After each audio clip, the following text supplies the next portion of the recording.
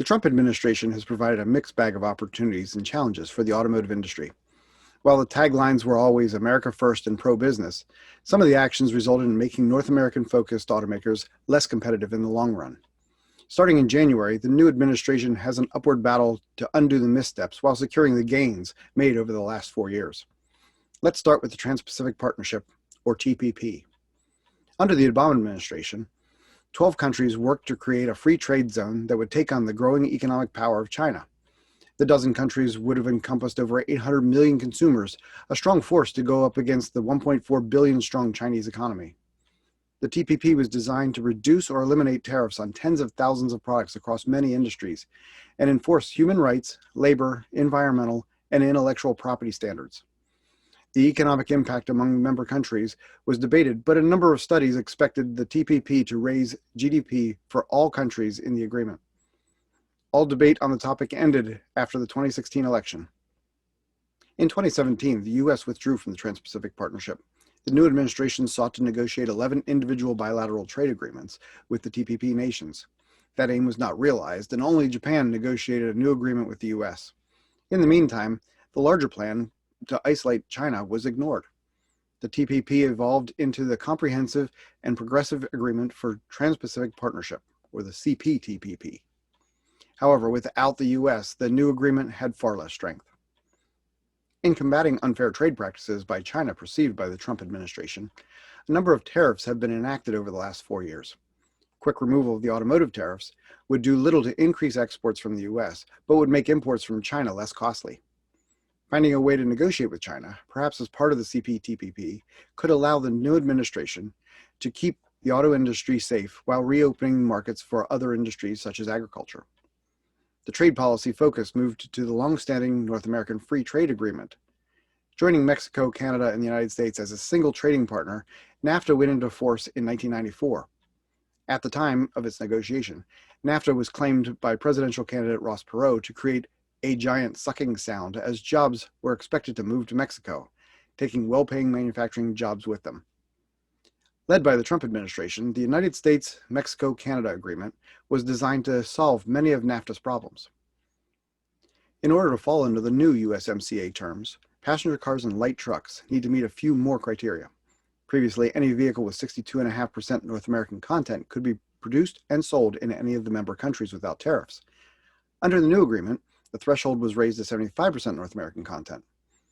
To keep that labor from automatically moving to the lower-cost workforce in Mexico, 40 to 45% of the vehicle's content must be produced with labor paid a minimum of $16 per hour. One of the directives of NAFTA was to raise the standard of living among the citizens of Mexico so that they could be a more significant player in the regional economy. While not designed for this purpose, USMCA could have the accidental effect of raising wages in Mexico much faster than NAFTA ever could. The third direct effect on the automotive industry is environmental. Since 2006, various groups have been pushing stronger environmental bills. However, the designation Green New Deal took hold in 2018. These later proposals have been supported by a group of Democrats in Congress in order to limit the carbon emissions and encourage green jobs.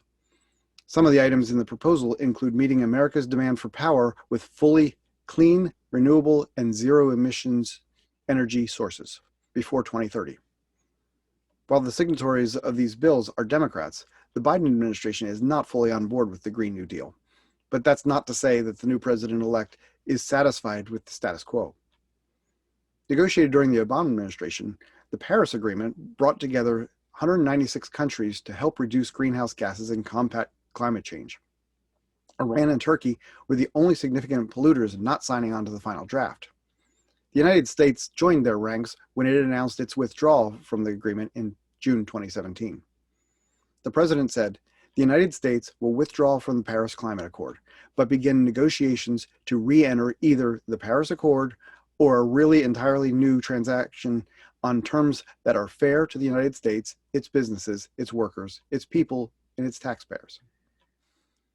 More specific to the automotive industry, the United States light vehicle emission standards were on track to merge with California's tighter standards under the direction of the Obama administration. In Section 177 of the 1970 Clean Air Act, the state of California was provided the ability to create its own more strict emission standards for motor vehicles. To avoid having every state set its own laws for motor vehicles, the other 49 states were required to meet federal standards or could opt for the cleaner California requirements. Federal standards established in 2012 were on target to merge with the California levels in the mid-2020s. The California standard was adopted by 13 other states, accounting for about 1/3 of all vehicles sold in the United States. Under the Trump administration, the Environmental Protection Agency weakened the 2025 targets and worked to remove California's half-century-long ability to set tighter regulation under Section 177. The president explained that they would be revoking California's federal waiver on emissions in order to produce far less expensive cars for the consumer. The idea was there will be very little difference in the emissions between the California standard and the new US standard, but the cars will be far safer and less expensive. Automakers should seize this opportunity because without this alternative to California, you will be out of business. This focus on American business overlooked the impact of global competition. Companies such as Ford, Volkswagen, Honda, and BMW took California's side in the argument.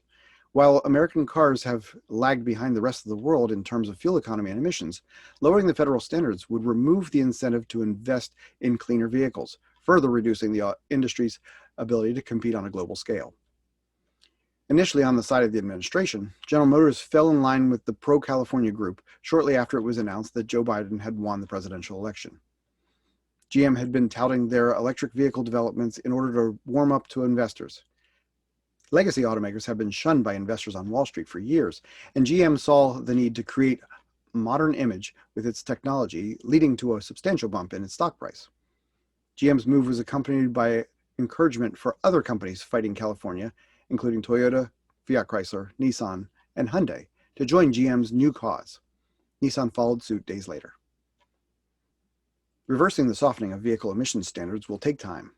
The investment needed to clean up future passenger cars and trucks requires years of research and development in order to update the next generations of models. New standards cannot be put into effect before 2027 model year. The new administration has not established a specific target for new emission standards, but is expected to aim higher than the outgoing administration. With so much competition around the world, even US-based automakers have invested substantially in the electrification of powertrains. Along with a number of startup companies, General Motors and Ford already have plans to convert multiple plants, models, and brands to an electrified future. Billions of dollars are being invested, and tens of thousands of jobs are being directed to develop and manufacture hybrid and fully electric vehicles over the next decade. Removing barriers and incentivizing customers helps prime the pump for the industry's new direction. Announced during the campaign, the Biden administration plans to help create a network of 500,000 more charging outlets for electric vehicles before 2030. An increase to tax incentives for middle-class buyers looking to purchase a US-built electric vehicle has also been stated, with the possibility for a cash-for-clunker-style rebate to encourage the shift to EVs. Lacking the incentives for this burgeoning EV industry, the United States will continue to lag behind Europe and China. As competitive as this market has become, the shift to EVs is moving the epicenter of the industry further away from North America and toward these other regions. Without the encouragement from the government, investment in research and development, paying thousands of engineers, will be lost to better prepared and incentivized markets. Department leaders under the Trump administration included many people from legacy industries looking to keep established companies profitable, even if it came at a cost to the environment. The thinking has always been that the new administration would quickly change that, but this does not seem to be the case. Members of the Biden transition team include people whose backgrounds do not push the envelope toward a cleaner future. Among these people, Dr. Ernest Moniz, who served in the Department of Energy during the Clinton and Obama administrations, is not favored by the Green New Deal supporters that see him as a friend of fossil fuels and favoring fracking. Formerly working in the chemical industry, Michael McCabe is also seen as anti-environment by the extreme left. One of the leading contenders to head up the EPA, however, is Mary Nichols, currently in charge of the California Air Resources Board. While the Trump administration opened up discussions which could ultimately benefit American workers and consumers, the instability caused by sudden trade wars, threats of tariffs, and changes to regulations have been detrimental to an industry looking for a smooth and focused direction. In addition, the change in product direction will result in fewer workers necessary to build each vehicle and different job qualifications that will disrupt the labor balance. Immediate return to pre-Trump era relations with China is unlikely, and the post-Trump era will not greatly increase the number of vehicles being exported from China to the U.S., as the president-elect has been pro-labor. U.S. inclusion in something akin to the CPTPP could put added pressure on the negotiations.